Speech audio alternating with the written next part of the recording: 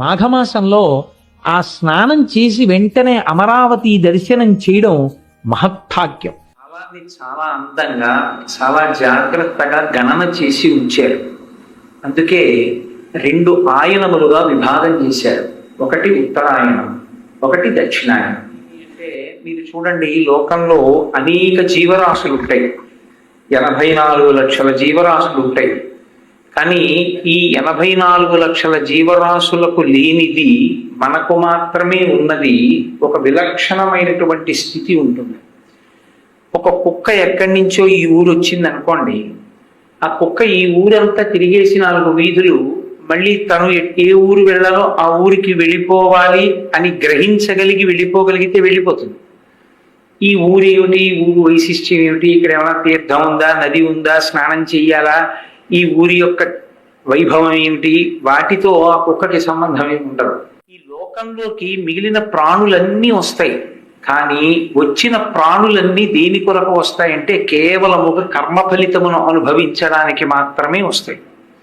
ఆ కర్మ యొక్క ఫలితాన్ని అనుభవించేసి గతంలో చేసుకున్నటువంటి కర్మలలో కొంత భాగాన్ని జీవుడు ఇప్పుడున్న శరీరంతో అనుభవిస్తాడు. ప్రారబ్ధము అంటారు.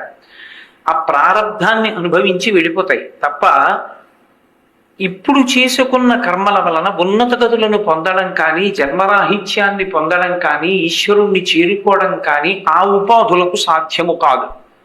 కేవలము మనుష్య ఉపాధికి మాత్రమే ఇది సాధ్యం. అందుకే మనం తెలుసుకోగలం, ఈ ఉపాధితో వచ్చినటువంటి వాడు ఏది చెయ్యడం వల్ల భగవంతుణ్ణి చేరుకోగలడు అన్న విషయాన్ని తెలుసుకోవడానికి కావలసినటువంటి పరిజ్ఞానము ఈ శరీరమునందు ఈశ్వరుడు బుద్ధి రూపంలో నిక్షేపించాడు. మిగిలిన ప్రాణులకి లేదు.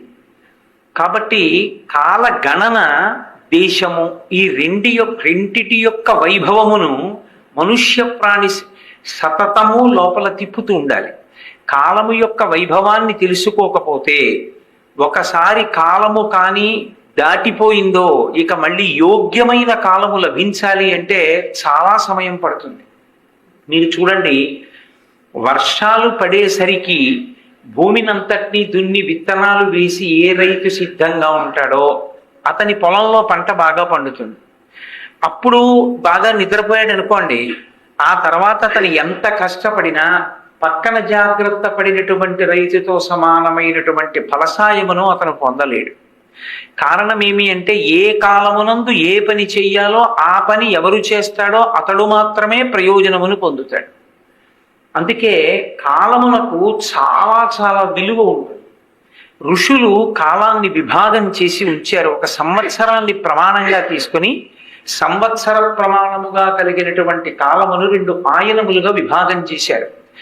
ఆయనము అన్న మాట మీరు ఎక్కడొచ్చినా ఒకటి గుర్తు పెట్టుకోవాలి. ఆయనము అంటే కదలిక. మాఘమాసంలో విడిచిపెట్టాడు, అందుకని ఉప్పగా ఉంటాయి. కాబట్టి ఒక్క మహాపర్వాల్లో తప్ప సముద్రానికి స్నానం లేదు. పైగా సముద్ర స్నానానికి మహాసంకల్పంతో చెయ్యాలి. మామూలు సంకల్పంతో సముద్ర స్నానం చేసి బయటకు వస్తే పాపం వస్తుంది.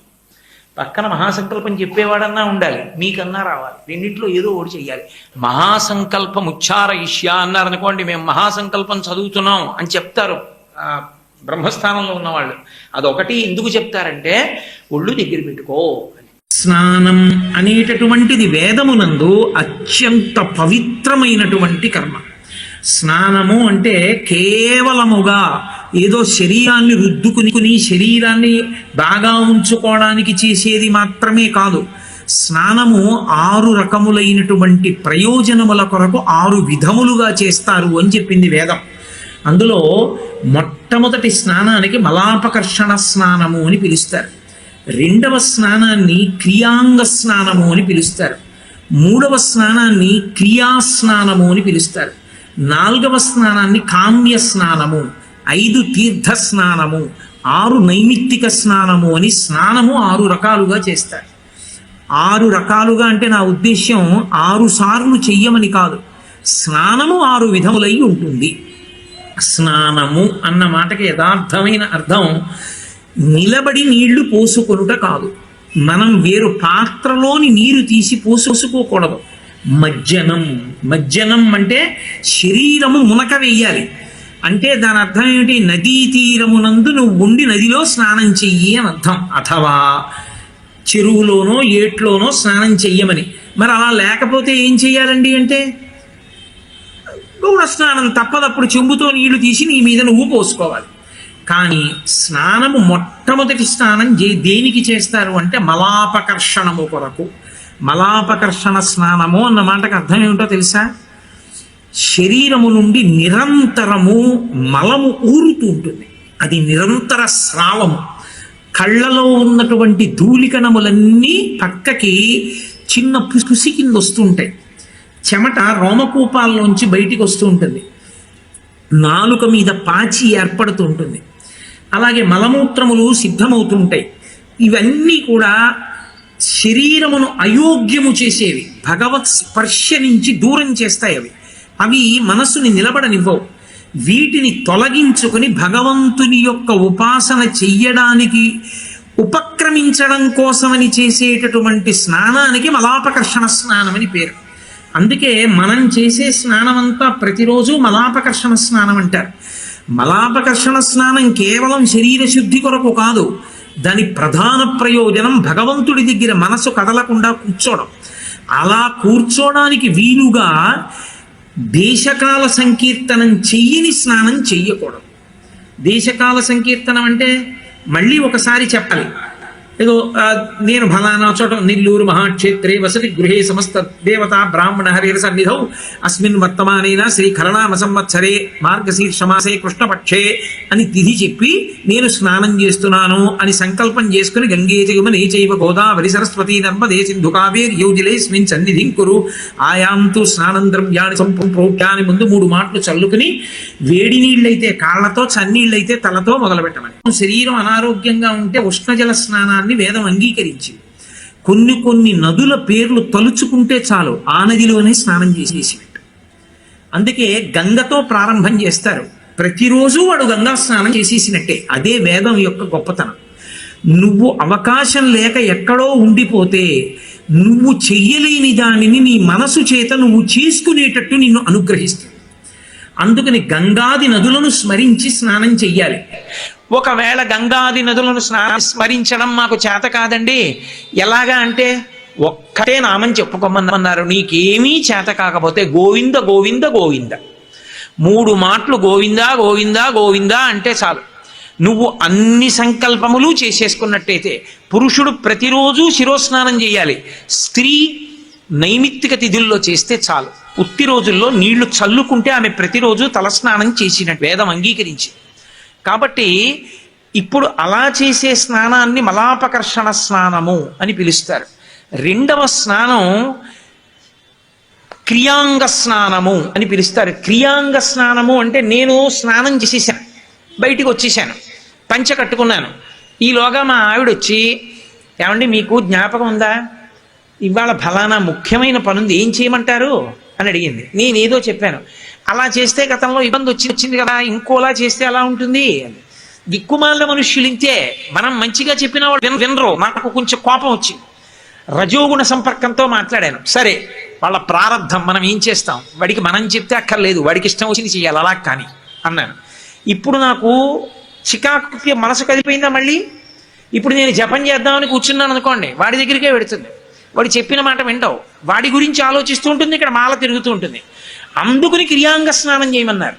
అందుకే జపం చేసేటప్పుడు, మీరు గాయత్రి జపం చేసేటప్పుడు చేస్తారు, ఆపోహిష్టామయో భవస్థానబుద్ధి దదాతనామహే రణాయ చక్షసే యోవశివతమో రసస్తస్య భాదీతే హనహ అంటూ నీళ్లు చల్లుకుంటారు. 2 పర్యాయాలు చేస్తారు. అందుకే క్రియాంగ స్నానం అంటే జపం చేసేటప్పుడు కదిలిపోయిన మనసుని మళ్ళీ వెనక్కి తీసుకొచ్చి నిలబెట్టేటటువంటి ప్రక్రియ. మళ్ళీ మంత్రజపానికి వీలుగా అంగముగా చేసేటటువంటి స్నానమునకు క్రియాంగ స్నానం అని పేరు. ఒక్కొక్కసారి పెద్ద ప్రయోజనమే సిద్ధిస్తుంది స్నానం చేస్తే. అంత పెద్ద ప్రయోజనం కోసం చేసే స్నానాన్ని కామ్య స్నానం అని పిలుస్తారు. రామాయణంలో వర్ణిస్తారు, గంగావతరణం జరిగింది. ఓహో, ఆకాశంలోంచి పెద్ద ప్రవాహంతో గంగమ్మ వచ్చి పరమశివుడి తల మీద పడింది. గంగమ్మ యొక్క శక్తి గంగమ్మగా కాదు, గంగమ్మకి శక్తి ఎందుకు వచ్చిందంటే శివుడికి తగిలింది కాబట్టి. నీ చెప్పట్లేదు ఈ మాట, రామాయణంలో వాల్మీకి మహర్షి చెప్పారు, భవాంగ పతితంతో యం పవిత్రమితి పస్పృశు అన్నారు. పరమశివుడి శరీరానికి తగిలి కింద పడుతోంది కాబట్టి గంగకంత శక్తి వచ్చింది, పాపములను తీయగలిగింది.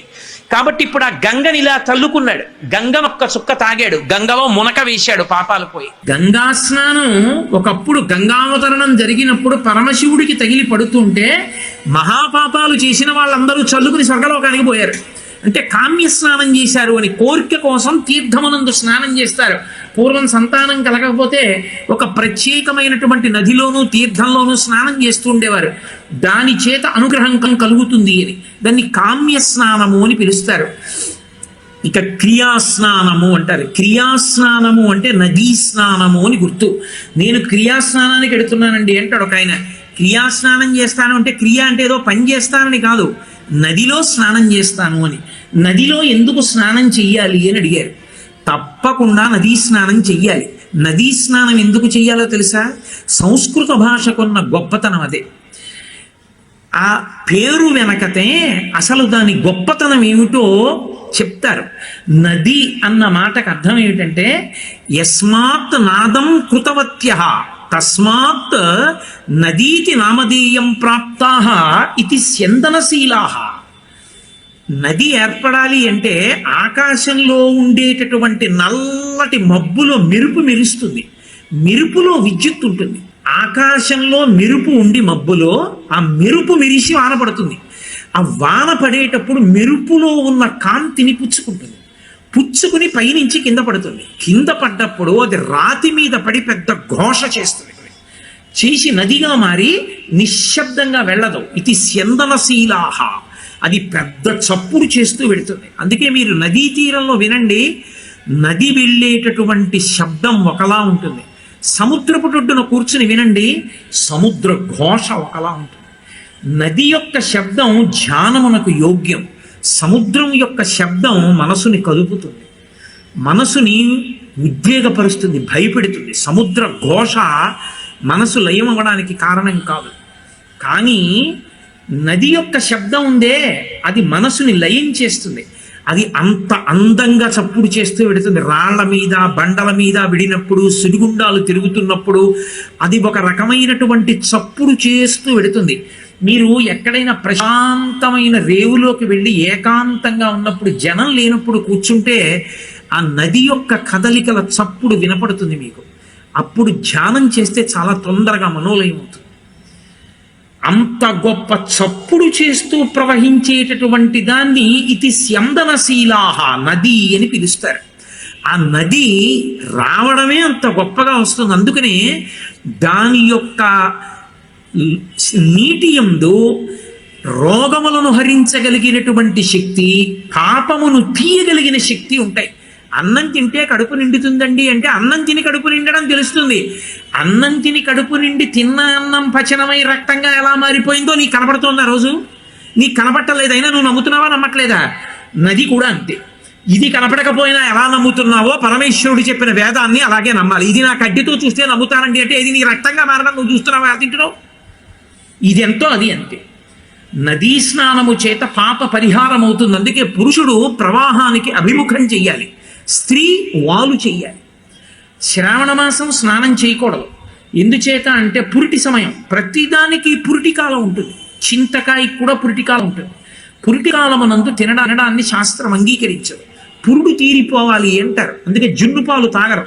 జున్ను పాలు తెలియకుండా తాగేస్తే మళ్ళీ ఉపనయనం చేసుకోవాలి. శ్రీరామాయణం చదవండి కావాలంటే. అందుకే జున్ను అందరూ తినరు. జున్ను ముట్టుకోనండి అంటారు. ఉపనయనం అయిపోయిన తర్వాత ఎలా తీశారో తెలియదు, అందుకే జున్ను ముట్టుకోరు పెద్దలు.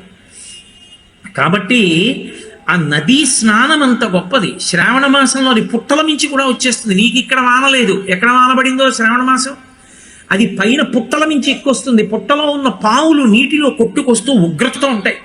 నువ్వు చీకట్లో తెల్లవారకట్ట స్నానం చేస్తే కాటేస్తుంది అది. అందుకని శ్రావణ మాసంలో నదీ స్నానం నిషేధింపబడింది, చెయ్యవద్దు అంది వేదం. మళ్ళీ భాద్రపద మాసంలో స్నానం చెయ్యొచ్చు. ఆ భాద్రపద మాసంలో మట్టి అవి కలిసిపోయి కొత్త వరదతో నీరు ఎర్రగా ఉండి తాగితే అతిసార వ్యాధులు వస్తాయని ఓషధీతత్వంతో నదిని శుభ్రం చెయ్యడానికి కేవలం ఆకులు అలమడం వేయడం కాదు, ఏ ఏ ఆకులను పట్టుకెళ్లి నీటిలో కలపడం వల్ల నీరంతా పరిశుభ్రమై ఓషధీతత్వాన్ని పొందుతుందో అటువంటి 21 పత్రులను నిర్ణయించి విఘ్నేశ్వరుడికి పూజ చేసి తీసుకెళ్లి నిమజ్జనం చేస్తారు నదిలో. ఈ ఆకులన్నీ కలిసి కొత్త నీటిలో ఉండేటటువంటి సూక్ష్మ క్రిములు మరణిస్తాయి. మారేడు, నేరేడు, మారేడు, నెలవంక, మామిడి, దుర్వార, చెంగల్వ, ఉత్తరేణు వేరు వేరుగా తెచ్చి వేట్కతో పూజింత్రు పర్వమున దేవగణపతికి నిపుడు అని మనం చదువుతాం కదా. ఆ పత్రులన్నీ ఓషధీతత్వం ఉన్న పత్రులు. ఓషధీతత్వం ఉన్న పత్రులు కొత్త నీటిలో ఉండేటటువంటి సూక్ష్మక్రిములను చంపగలిగిన వాటిని ఋషి నిర్ణయం చేశాడు. వాటిని ఈశ్వరుడికి ఆరాధనం చేస్తే అర్ఘ్యం సమర్పయామి, పాద్యం సమర్పయామి అన్నప్పుడు నీళ్లు పోసినటువంటి మట్టి మూర్తిలో నుండి ఈ ఆకులు కలిసి ఒకదాని మీద ఒకటి ఒత్తుకుంటే తడిలో అందులోంచి వేడి పుట్టి ఈ పత్రి పట్టుకెళ్ళి నదిలో కలిపేస్తే ఆ నదిలో ఉన్న సూక్ష్మాంగ జీవులన్నీ మరణించి ఆ నీరు పశువులు, పక్షులు, మనము తాగడానికి యోగ్యమవుతుంది. పూర్వం ఈశ్వరారాధనగానే నీటిని శుభ్రం చేసుకున్నాడు తప్ప లౌకిక ప్రయత్నాలు, రసాయనాలు వాడ్డాలు ఈ జాతికి తెలియదు. ఏది చేసినా ఈశ్వర కృపగానే. భాద్రపద మాసంలో స్నానం, విఘ్నేశ్వరుడి యొక్క నిమజ్జనం. కాబట్టి నదీ స్నానము దేని కొరకు చేస్తాడు అంటే నదీ స్నానము వలన విశేషమైనటువంటి భగవద్ అనుగ్రహాన్ని సంతరించుకుంటాడు. అందుకని నదీ స్నానం చెయ్యాలి, తేజస్సు పొందుతాడు. అది ఓషధుల మించి ప్రవహిస్తుంది. ఓషధులు రాత్రి వేళ చంద్రకిరణముల చేత ప్రకాశిస్తాయి. చంద్రకిరణముల యందు అమృతత్వం ఉంటుంది, అందుకే సుధాకిరణుడు అని పేరు. ఆ అమృత కిరణములన్నీ కూడా నీటిలో పడతాయి. నీటిలో పడితే రాత్రంతా నది అమృత కిరణముల యొక్క శక్తిని పొందుతుంది. పొందిన తరువాత అప్పుడు ఆ శక్తితో కూడుకున్నటువంటి నీటి యందు శరీరాన్ని మజ్జనం చేశాడనుకోండి, ఆ అమృతతత్వం శరీరంలోకి ప్రవహిస్తుంది. ప్రవహించి మనసు భగవదాభిముఖ్యం అవుతుంది. శరీరము రోగగ్రస్తము కాకుండా ఆరోగ్యంతో నిలబడుతుంది. అందుకని 6 రకముల స్నానములలో క్రియాస్నానాన్ని శాస్త్రం విధించింది. నదీ స్నానం చెయ్యవలసిందే. ప్రవహిస్తున్నటువంటి నది యందు స్నానము అంత ఉత్తమోత్తమము. కాబట్టి 6 స్నానములలో మలాపకర్షణ స్నానము, క్రియాంగ స్నానము, కామ్య స్నానము, క్రియాస్నానము, తీర్థస్నానము. తీర్థస్నానము అంటే తీర్థములు అని ఉంటాయి, దాంట్లో స్నానం కోసమే పెడతాం మనం. అందుకే ఈశ్వర దర్శన యాత్ర, క్షేత్రయాత్ర అనరు, తీర్థయాత్ర అంటారు. తీర్థయాత్ర అన్న మాటకు అర్థం ఏంటంటే పూర్వం తీర్థయాత్రకు వెడుతున్నాడు అంటే 2 గామంచాలు 2 తువ్వాళ్ళు అంతే. ఎందుకని వాడు వెళ్ళేది తీర్థాల్లో స్నానం చేయడానికి.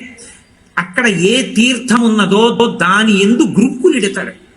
తీర్థమునందు అంగిరసాది మహర్షులు ఒకానొకప్పుడు గొప్ప యజ్ఞయాగాది క్రతువులు చేసి వాళ్ళు ఈ లోకాన్ని విడిచిపెట్టి వెళ్ళిపోయే ముందు గొప్ప తేజస్సుని తీర్థముల యందు నిక్షేపించి వెళ్ళిపోయారు.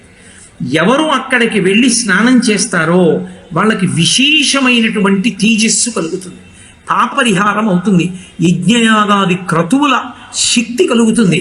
అందుకని తీర్థ స్నానం. గంగానదికి వెళ్ళాడు అనుకోండి, గంగా స్నానం చేస్తారు కాశీలో, కానీ ప్రధానం మణికర్ణికా తీర్థ స్నానం. ఒక్కొక్క చోటుకి వెళ్ళినప్పుడు ఒక్కొక్కటి తీర్థం ఉంటుంది. ఆ తీర్థమునందు స్నానం చెయ్యాలి. ఆ స్నానం చేసి మనుష్యుడు తన యొక్క పాపమును పరిహరించుకుంటాడు, భగవంతునికి దగ్గరవడానికి కావలసిన తేజస్సు పొందుతాడు. కాబట్టి దానిని తీర్థ స్నానము. 6వ స్నానం ఉంటుంది, దానిని నైమిత్తిక స్నానం అంటారు. స్నానం ఎప్పుడు పడితే అప్పుడు చెయ్యకూడదు. అర్ధరాత్రి విడిచి నేను స్నానం చేస్తానండి అని చేయకూడదు. స్నానం చేయడానికి వేళా పాళా ఉంటాయి, ఇష్టం వచ్చినట్టు స్నానం చేయకూడదు. కానీ కాలంతో నిమిత్తం లేకుండా ఎప్పుడైనా చేసే స్నానం ఒక్కటే నైమిత్తిక స్నానం అంటారంటే శవస్పర్శ కలిగిందనుకోండి, ఏ కారణం చేతనో శవాన్ని ముట్టుకున్నాడు, వెంటనే తేజస్సు క్షయమైపోతుంది. దాన్ని నిలబెట్టుకోవడానికి ఏం చేస్తారంటే ఉత్తర క్షణంలో శిరస్నానం చేసేస్తారు. ఎక్కడికో అక్కడికి వెళ్ళి శిరసాదిగా స్నానం చేసేసి ఆ బట్టలు విడిచిపెట్టి యజ్ఞోపవీతాన్ని తీసేసి కొత్త యజ్ఞోపవీతం వేసేసుకుంటారు. 4 విషయాలు మీకు మనవి చేస్తాను, వాటిని శ్రద్ధాళువులై గమనించెదరుగాక. ఇక్కడ నుంచి బయలుదేరిన తరువాత మరునాడు తెల్లవారుజామున కృష్ణానది స్నానానికి తీసుకెడతారు అమరావతి దగ్గర. అమరావతి దేవాలయం పక్కన కృష్ణానది ప్రవహించడం వెనక ఒక పెద్ద రహస్యం, మిగిలిన క్షేత్రాల్లా కాదు. ఎందుచేతనంటే పూర్వం తారకాసురుడనేటటువంటి రాక్షసుడు మెడలో శివలింగాన్ని ధరించి తిరుగుతూ సమస్త లోకాలు భీతిల్లేటట్టుగా చేస్తే ఆయన్ని చంపడం కోసం పరమశివుని యొక్క కుమారుడైనటువంటి సుబ్రహ్మణ్యుడు సర్వసైన్యాధిపత్యం వహించి తన యొక్క ఆయుధంతో మొట్టమొదట తారకాసురుని మెడలో ఉండేటటువంటి శివలింగాన్ని భేదించాడు. శివలింగం విషయంలో పెద్దలు ఒక మాట చెప్తారు, లింగం అరిగిపోయి ఇంత ముక్కున్నా అదే లింగం. కాబట్టి ఇప్పుడు ఆ లింగం 5 ముక్కలై పడింది. 5 ముక్కలు ఎక్కడ పడ్డాయో అక్కడ 5 ఆరామములు వచ్చాయి. అవే సామర్లకోటలో భీమారామము, ఆ తర్వాత తూర్పుగోదావరి జిల్లాలోదే దక్షారామము, పశ్చిమ గోదావరి జిల్లాలో క్షీరారామము, ఆ తర్వాత అక్కడే ఉన్నటువంటిది ఆ గునుపూడి భీమవరంలో ఉన్నటువంటి ఒక ఆరామము, ఆ తర్వాత పాలకొల్లులో ఉన్నటువంటిది, గునుపూడి భీమవరంలో ఉన్నటువంటిది, అమరావతిలో ఉన్నటువంటి అమరారామము గుంటూరు జిల్లా. ఈ 5 లింగముల యొక్క ముక్కలు పడిన చోట 5 ఆరామములు వెలిశాయి. ఇంద్రుడు స్వయంగా దేవతల బాధలు చూడలేక ప్రార్థన చేస్తే సుబ్రహ్మణ్యుడు సర్వసైన్యాధిపత్యం వహించి తారకాసుర సంహారం చేశాడు. ఇంద్రుడే ప్రతిష్ఠ చేయడానికి వెళ్ళినటువంటి లింగం ఆ కృష్ణానది ఒడ్డున ఉన్నటువంటి అమరావతి క్షేత్రం. కానీ ఇంద్రుడు ఒక మాట అడిగాడు. అక్కడ శివలింగం పడగానే తెల్లటి స్వరూపంతో పైకి పెరిగిపోయింది. పైకి పెరిగిపోతుంటే బృహస్పతిని అడిగాడు, ఈ శివలింగం ఇలా పెరిగిపోతోంది కదా, ఎలా దీన్ని ఆరాధన చేయడం? భక్తితో నమస్కారం చెయ్యి, అలా నిలబడుతుంది అన్నాడు. నమస్కారం చేస్తే పెరుగుతున్న శివలింగం అలా ఆగిపోయింది. అందుకే మీరు అమరావతి వెళ్ళినప్పుడు చూడండి, అమరావతి శివలింగాన్ని కింద నుంచి అభిషేకం చేయడం కుదరదు. అభిషేకం కోసం వేరే అంతస్తు ఉంది. అంతస్తు మీద నిలబడి పైనుంచి అభిషేకం చేస్తారు. కృష్ణానది అక్కడ ఉండడానికి ఒక రహస్యం ఉంది. కారణం ఏంటంటే అక్కడ దేవేంద్రుడు ప్రతిష్ఠ చేసే ముందు ఒక మాట అడిగాడు. ఇక్కడికి అప్పుడు అక్కడ కృష్ణానది లేదు, ఆ శివలింగ ప్రతిష్ఠ జరిగేటప్పటికి. కానీ కలియుగంలో బ్రహ్మగారు మళ్ళీ నది ఎలా ప్రవహించాలో నిర్ణయం చేసినప్పుడు ఇటు నుంచి కృష్ణానది వెడుతుంది. వెళ్ళినప్పుడు ఈ దేవాలయాన్ని కొట్టుకుపోయేటట్టుగా ముంచెత్తదా అని అడిగాడు. అడిగితే దేవతలు ఆ రోజున ఒక మాట చెప్పారు, దీన్ని క్రౌంచము అని పిలుస్తారు. ఈ కొండని దీన్ని చుట్టూ తిరుగుతుంది తప్ప ఇక్కడికి వచ్చేటప్పటికి మాత్రం కృష్ణ ఎన్నడూ ఈ కొండని ముంచెత్తదు, దీని మీద శివలింగం అలాగే ఉంటుంది అని చెప్పారు. అందుకే అక్కడికి వెళ్ళి దేవతలు చాలా కాలం స్నానం చేసి ఆ దేవాలయంలో ఆరాధన చేసి ఎటువంటి కష్టాలనైనా సరే తట్టుకోవడానికి వీలుగా అసురులను జయించగలిగిన బలాన్ని అక్కడ ఆరాధన చేసి పొందారు. అందుకే అమరావతి క్షేత్రానికి వెళ్ళి దర్శనం చేసిన, కృష్ణానదిలో స్నానం చేసిన ఒక ఫలితం వేస్తారు. కృష్ణానదిలో స్నానం చేసి అమరావతి దేవాలయ ప్రవేశం చేసేటప్పుడు ఒక విషయాన్ని మీరు గమనించాలి. కృష్ణానదిలో స్నానం చేస్తే ఏ ఫలితం వేస్తారంటే గంగాముఖమునందు స్నానం, అంటే హరిద్వార్ గంగా స్నానంతో సమానం. అక్కడ నుంచి మీరు స్నానం చేసి ఒడ్డుకొచ్చి తల ఎత్తి చూస్తే 3 ప్రాకారములు కనపడతాయి అమరావతి. ఆ 3 ప్రాకారములే త్రిగుణాతీతుడైనటువంటి పరమేశ్వరుడు లోపల ఉన్నాడు, అక్కడ విలిశాడని గుర్తు.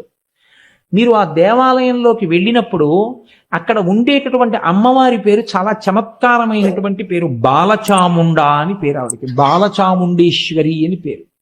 అది పంచాయతన దేవాలయం. అక్కడ శివుడు, పార్వతి అంటే అంబిక, విష్ణువు, అక్కడ శ్రీ మహావిష్ణువుకి వేణుగోపాల స్వామి రూపంలో ఆరాధన జరుగుతుంటుంది, శివకేశవ అభేదంగా. అక్కడ వేణుగోపాల స్వామి, వినాయకుడు, సూర్యనారాయణమూర్తి, సూర్యనారాయణ ప్రతిష్ఠ జరిగింది ఆ దేవాలయంలో. కాబట్టి శివ పంచాయతనంతో కూడినటువంటి దేవాలయం అమరావతి.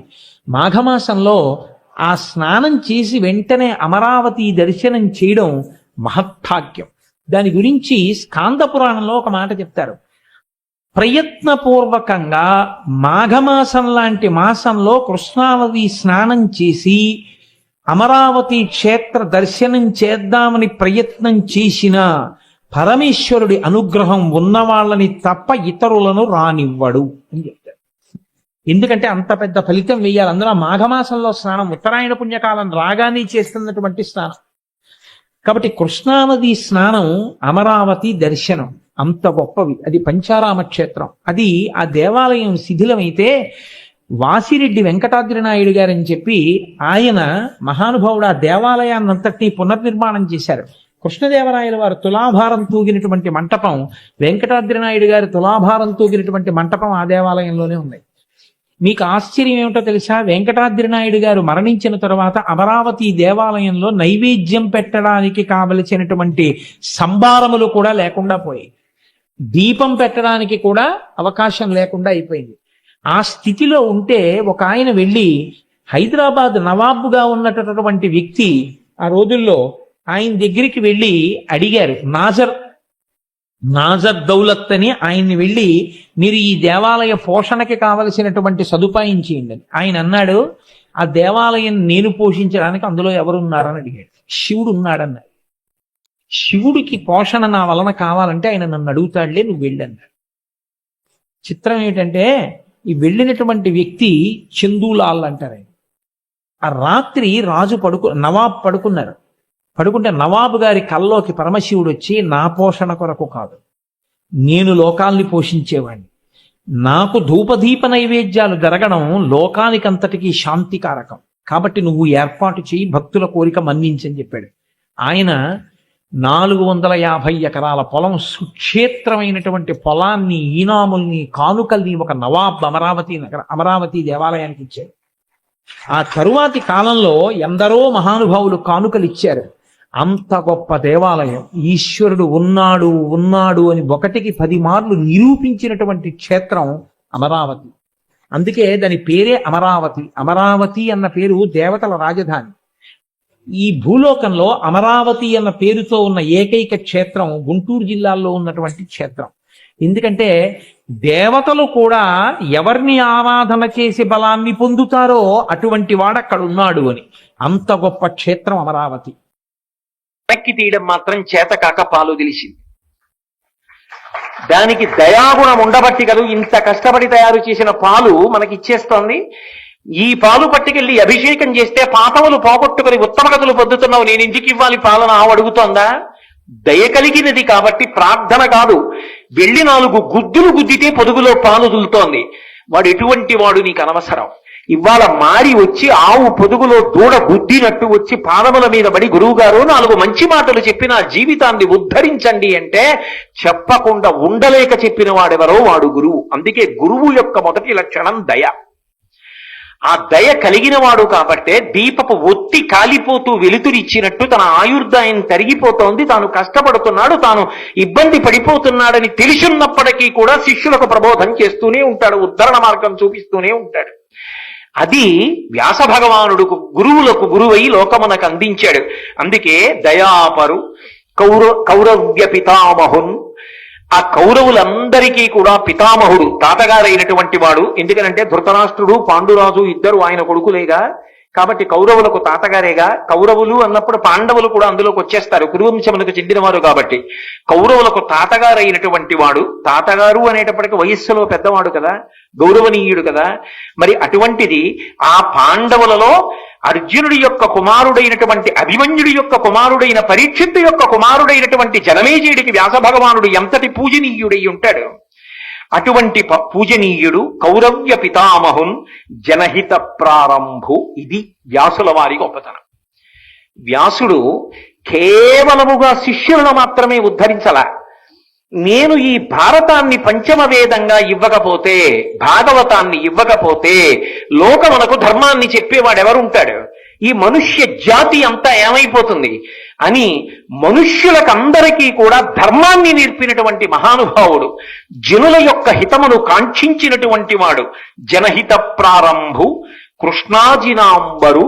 ఎప్పుడు జింక చర్మం కట్టుకుని ఉంటాడు. ఎందుకని అంటే అపారమైనటువంటి బ్రహ్మచర్యమునకు, గొప్ప తపస్సుకు ఆ కృష్ణాజినం గుర్తు. అంటే అంతటి తపోనిధి, ఎప్పుడూ తపస్సులో ఉంటాడు. నడిచి వెళ్ళిపోతున్నటువంటి రాశీభూతమైనటువంటి తపస్సే వ్యాస భగవానుడు.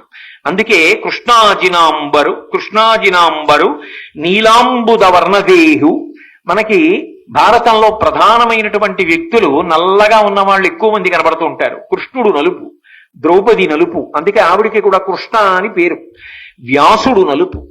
కాబట్టి ఆయన నీలాంబుదవర్ణదేహు, బాగా నీరు నిండినటువంటి నల్లటి మబ్బు ఎటువంటి కాంతితో, ఎటువంటి రంగుతో ఉంటుందో అటువంటి వాడు.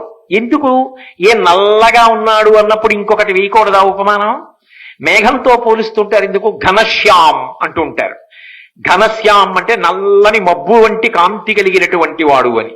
మబ్బు ఎక్కడో సముద్రంలో ఉన్నటువంటి ఉప్పు నీరు తాగి తీయటి నీటిగా మార్చి ఆధారం లేనటువంటి ఆకాశ మార్గంలో ప్రయాణం చేసి వచ్చి పగలు 45 డిగ్రీల ఎండకాసిందని శోషించిపోయి తప్పించిపోయి విసురుకొని తాళలేక ఇక నీరసపడిపోయి నిద్రపోతున్నటువంటి వాళ్ళందరికీ కూడా శాంతి కల్పించడానికి వీడొచ్చి నాకు స్వాగతం పలికాడా లేదా అని కూడా చూడకుండా అర్ధరాత్రి వేళ వచ్చి వర్షించేసి తన దగ్గర ఉన్నటువంటి నీళ్లన్నీ ఒలకబోసేసి తాను దూది పింజలా అయిపోయి వచ్చినప్పుడు నిండు గర్భిణిలా మెల్లగా వచ్చి అన్నీ ఇచ్చేసిన తర్వాత నాకెవడైనా లేచి కృతజ్ఞత చెప్తాడా అని చూడకుండా దూది పింజలా అయిపోయి వడివడిగా ఆకాశంలో వెళ్ళిపోతుంది.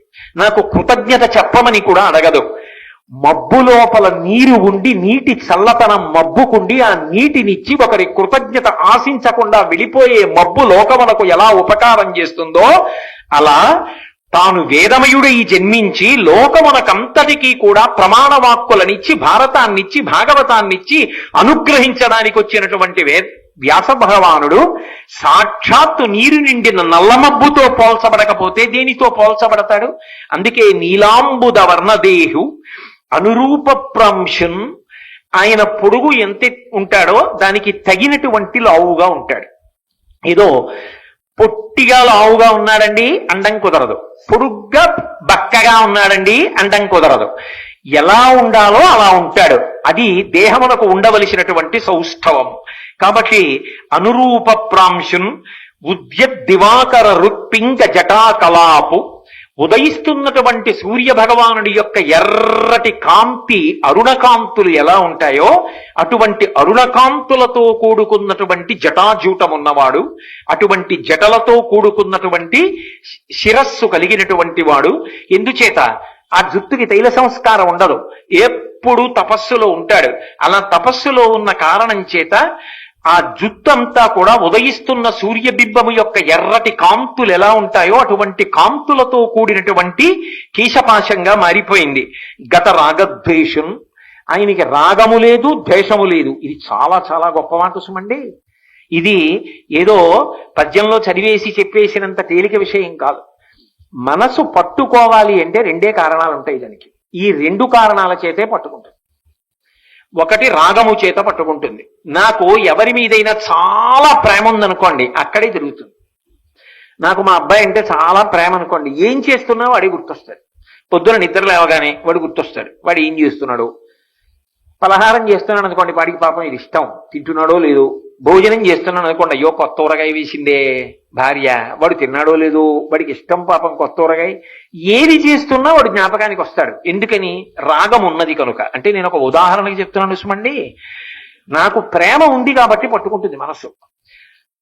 ద్వేషం ఉందనుకోండి అలాగే పట్టుకుంటుంది. నాకు ఎవరి మీదో విపరీతమైన కోపం ఉందనుకోండి, అప్పుడు ఏం చేస్తుందంటే దాన్ని మీరు ఎంత మళ్ళిద్దామని ప్రయత్నం చేయండి, మళ్ళీ వెళ్ళి ఆ దుర్మార్గుడు నాకు ఇంత అపకారం చేసేశాడు అని చెప్పి వాణ్ణే పట్టుకుని సతాయించేస్తుంటుంది. మీకు పరీక్ష ఏమిటో తెలుసా? మీరు రాగము ద్వేషము దాటి నిలబడగలుగుతున్నారా అని పరిశీలించుకోవాలంటే ఓ పుస్తకాన్ని చదివి కొంతసేపు పుస్తకాన్ని మూసి మీరు ఆ పుస్తకంలో ఎంత విషయాన్ని గమనించారు అని ఆలోచిస్తే, మీరు ద్వేషంతో కానీ రాగంతో కానీ ఉంటే కళ్ళు పుస్తకాన్ని చదువుతాయి తప్ప పుస్తకంలో ఉన్న విషయం మస్తిష్కంలోకి వెళ్ళదు. మీరు దాని గురించి ఆలోచిస్తూ ఉంటారు. నేను ఒక చోట చూశా, వెంకటేశ్వర స్వామి సహస్రదీపాలంకార సేవకొచ్చి కూడా ఎవరినో తలుచుకుని దెబ్బలాడుకుంటున్నారు అక్కడ. గతరాగద్వేషం, ఆయనకి రాగము లేదు ద్వేషము లేదు, మమకారము పెట్టుకోడు ద్వేషము పెట్టుకోడు. ఆయనకంటూ మమకారం ఉంటే శాస్త్రము వలన మమకారం అంతే. కాబట్టి ఇప్పుడు ఆయన మనసు పట్టుకోవడానికి కారణాలు ఏమున్నాయి? ఏ రాగము లేదు ద్వేషము లేదు. కాబట్టి ఇప్పుడు ఆయన చెప్పిన మాట అది వింటుంది అని గుర్తు. ఇది మీరు చాలా జాగ్రత్తగా గమనించాల్సిమండి. అసలు మన జీవితంలో మన మాట విననిది అన్నది ఎవరైనా ఉంటే మనసు ఒకటే. ఎందుకని అంటే నువ్వు ఇది చెయ్యి అనగానే అది చేసేసింది అనుకోండి, మనిషి తరించిపోలా. భారతాన్ని పట్టేసుకోడు, రామాయణాన్ని పట్టేసుకోడు, భగవంతుడిని పట్టేసుకోడు. అలా పట్టుకోకుండా పారిపోతుంటుంది కాబట్టి ఇంత అల్లరి వచ్చింది, ఇంత వాంగ్మయం వచ్చింది. లేకపోతే ఎంత తేలికండి, మనసు చెప్పిన మాట వింటే మనసుని సంస్కరించడానికి వాంగ్మయం అంతా వచ్చింది. వ్యాసుడికి ఈ ఇబ్బందులు లేవు, ఆయన మనసుని గెలిచాడు. గతరాగద్వేషం, ఆయనకి రాగము లేదు, ద్వేషము లేదు. అందుకే ఆయన మనసుని పిలిచి ఏది పట్టుకోమంటే అది పట్టుకుంటాడు. మీరు చూడండి, ఓ ఎద్దుని మొట్టమొదట్లో బండి ఎత్తి కాడి కింద తల పెట్టమంటే మెడ పెట్టమంటే పెట్టదు. కానీ కొంతకాలం అలవాటు అయిపోయింది అనుకోండి, రెండెద్దులు పడుకుని ఉండగా రైతు ఎద్దుల్ని ముందు లేపడం, తాను వచ్చేసి బండి ఎత్తి పట్టుకుని ఆ కాడి ఇలా పైకి ఎత్తి పట్టి రెండెద్దుల వంక చూసి అంటాడంతే. అనగానే రెండెద్దులు లేచి వచ్చి మెడ పెట్టేస్తాయి కాడి కింద. అంటే ఒక చిన్న సంజ్ఞ చేస్తే పట్టుకున్నాయి. అంటే తన మాట వినడం అలవాటు అయిపోయింది ఎద్దులకు. ఇంకా వాటిని లేపి తర్వాత బండెత్తాడు, బండెత్తి ఒకసారి ఏదో సంజ్ఞ చేశాడు, అంతే. ఎద్దులు వచ్చాయా లేదా? అంటే తన మాట ఎద్దులు వింటున్నాయి, ఎద్దుల దగ్గరికి వెళ్ళాడు. తన మాట మనసు వింటోంది, ఇంకా మనసుతో గొడవలేదు. వెళ్ళి పట్టుకో అంటే పట్టుకుంటుంది. ఓసారి ఆ విషయం కూడా ఆలోచించు, లేకపోతే లేనిపోని ఇబ్బంది కదా, ఒకసారి ఆలోచించు అంటే ఆలోచిస్తు. ఇంకా దాని ఊసి వదిలిపెట్టు. 24 గంటలు అదే. జీవితం పాడైపోట్లా, కాలం పాడైపోట్లా, భారతం పట్టుకో అంటే పట్టుకుంటుంది. అది మాటలండి, అదంత తేలిక. ఆ స్థాయికి వెళ్ళడం ఎంత గొప్ప విషయం. అది ఈ దేశం యొక్క గొప్పతనం. ఈ దేశంలో ఎవరు గౌరవింపబడ్డారు అంటే మనసుని అలా సంస్కరించుకున్న వాడెవరో వాడు గౌరవింపబడ్డాడు. అందుకని ఉచితాసనం ఇచ్చి కూర్చోబెట్టారు. రాగద్వేషములకు నిలయమైపోయిన వాడు ఎంత పెద్ద ఆసనం మీద కూర్చుంటే మాత్రం ఉపయోగమే ఉంటుంది. రాగద్వేషములను జయించిన వాడు ఆ ఆసనం మీద కూర్చోవడానికి అర్హతను పొందుతాడు అన్నది భారతం యొక్క సిద్ధాంతం. కాబట్టి ఉజ్జద్దివాకర రుక్పింగ జటా కలాపుగత రాగద్వేషం నిర్మత్సరం. మాత్సర్యము లేదు ఆయనకి. మాత్సర్యము అన్న మాటకు అర్థం ఏమిటి అంటే, ఎప్పుడైనా సరే ఎవరి ఎందైనా దోషం చూపించాలనిపించింది అనుకోండి, అంటే మనకు ఆయన అంటే కిట్టదు. ఎందుకు కిట్టదు అంటే, మనలా ఆయన పాడైపోయే మార్గంలో లేడు అనిపించింది అనుకోండి, అప్పుడు ఏం చేయాలి? ఆయన మీద అసూయ పెరుగుతుంది. అసూయ పెరిగితే ఏం చేయాలి? లేని దోషములు ఉన్నట్టుగా చెప్పాలి. ఇదంతా లేనిపోని అక్కర్లేని కార్యక్రమాలు. మీరు సాధారణంగా చూడండి, సమాజమునందు ఎప్పుడూ కూడా మీకు ముగ్గురు తటస్థిస్తారు. మీరు ఈ ముగ్గురిని దాటి బతకడం మీకు సాధ్యం కాదు. ఒకటి, మీకన్నా తక్కువ స్థాయి వాళ్ళు సమాజంలో కనపడతారు. 2, మీతో సమానులు కనపడతారు. 3, మీకన్నా అధికులు కనబడతారు. పతనం అయిపోవడానికి తేలిక మార్గం ఏమిటో తెలుసా? మనసుకి ఏ శిక్షణ ఇవ్వవలసిన అవసరం లేకుండా మనసు తనంత తాను ఏమని ప్రతిస్పందిస్తుందంటే, నాకన్నా తక్కువ వాడు కనపడ్డాడు అనుకోండి, ఆయనకి ఏమొచ్చండి?